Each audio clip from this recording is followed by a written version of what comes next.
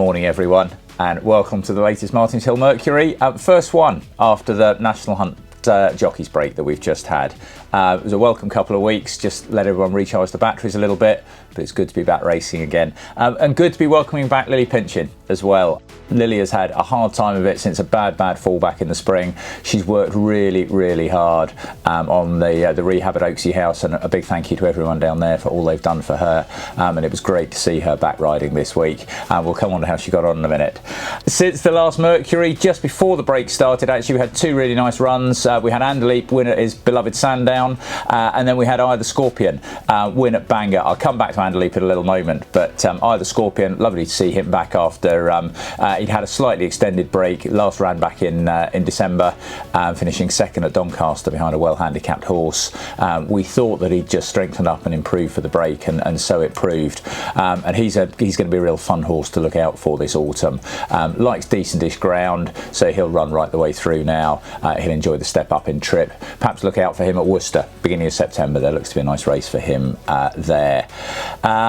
Since the break, we have had the winner with Callum Gilhooly. Lovely tough horse. I thought he was desperately unlucky at Stratford when the weight cloth just slipped out just before the line. Almost made amends at Cartmel, and then did make amends at Bangor this week.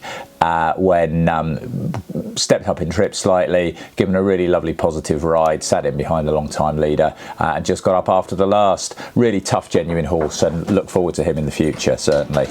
Likewise, same meeting, Jessica Rabbit, good second place, very solid. That was Lily's return to action, and delighted that she got in the money on her first ride back. Jess travelled really nicely, as always, hit the front, just found one too good. Happens so often with her, ultra consistent, not out of the places this summer, but just finds winning a little bit tricky. And last but certainly not least, Zulu Dawn, fantastic to see him back. I mean, that was 600 days off, travelled really well, was very pleased with him, got a little bit tired at the end. His jumping just let him down a little bit though. That's what I think we just need to pick up on at home. He'd been schooling really nicely at home, but just on the racetrack he lost his confidence a little bit at a couple of the early ones and didn't really get it back. But look, just good to see him back, and there's plenty of improvement to come from him. Looking to the runners this week, we will have Annual Review back out.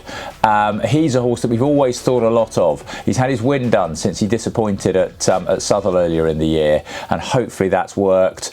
It was pretty bad, and Ben Brain has worked his magic on him, so fingers crossed we can bounce back from that. New Zealander will go to Stratford as well. He'll enjoy the ground. He'll also, I think, enjoy the drop back in grade very slightly. He goes in the amateur race. Brad Roberts will ride him. Hatab goes back to his beloved Worcester. He does love those brush hurdles. It doesn't matter whether it's Worcester or Southwell, he just always seems to pull out his best. And as long as there's no rain and they don't overwater, he should run his race. And then we should finish the week at Sandown with Anderleap. There's a really nice apprentice race there, part of the Sunday series, and hopefully he goes there, runs a really nice race. He's another one though that wouldn't want any rain.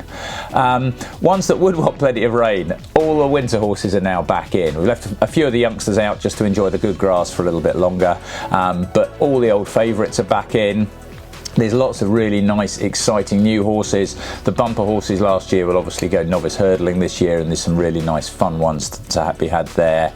We've got plenty of 3-year-olds who have come in, breakers through the summer. They've now all been broken, some turned away, some all back in. Latest edition, very excited, arrived this week, is a half-brother to A View to See by Gamut, and I really rather like him. He came off the lorry this week, and he's settled right in. That's lovely. We've got a very nice Scirocco 4-year-old as well, out of an old Vic mare who I rather like. What we're going to do this year with the winter horses, we're going to invite everyone to pick a 3 to follow. We're going to run a league table, and there'll be an exciting prize at the end of the season for the winner. And we're going to do it from the 1st of September, and the details of how you enter are going to be in the next Mercury. But what we're going to suggest is have a look at the website now, have a look at the winter horses, sit down with a pen and paper and work out over the next couple of weeks what your 3 to follow will be, and then we'll invite entries from the beginning of September. I'll get the ball rolling rolling. I'm going to pick Marble Sands. Super bumper horse last year, won at Ascot, was unlucky under a penalty. He'll be a really nice novice hurdler this year. A mare called Philippa Sue, who again was rock solid form in bumpers in Ireland last year. I think she's going to be fun over hurdles this year. And then I'll pick one slightly older horse who's got a bit of form already, and that's A View to Sea. He won his bumper. And then he won first time out over hurdles, stepped up in trip at the very end of last season. So we've got 3 nice horses there. You think you can do better? I'm sure you probably can. Best of luck with that though, and look forward to seeing you all racing soon.